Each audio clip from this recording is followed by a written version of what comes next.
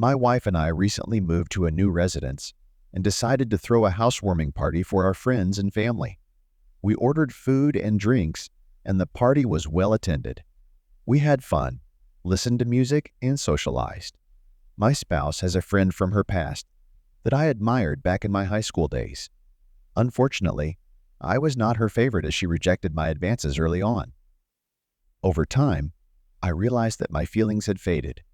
However, whenever my spouse invited her to visit or our paths crossed, this friend would show me extra attention. When I eventually told my wife about it, she thought it was my imagination. Later that evening, she asked permission to stay the night. When the evening was over and the guests began to leave, my wife had a headache and I advised her to rest, assuring her that I would clean the kitchen myself. After taking a sleeping pill, she fell asleep. I was left alone, assisted by the same friend. While she washed the dishes, I cleared the table and put everything in its place.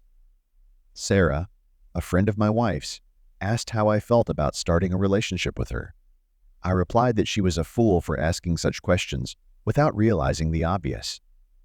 I have a wife, but you were in love with me before. Could anything have changed? She asked. Of course, I replied. After all, it had been so many years.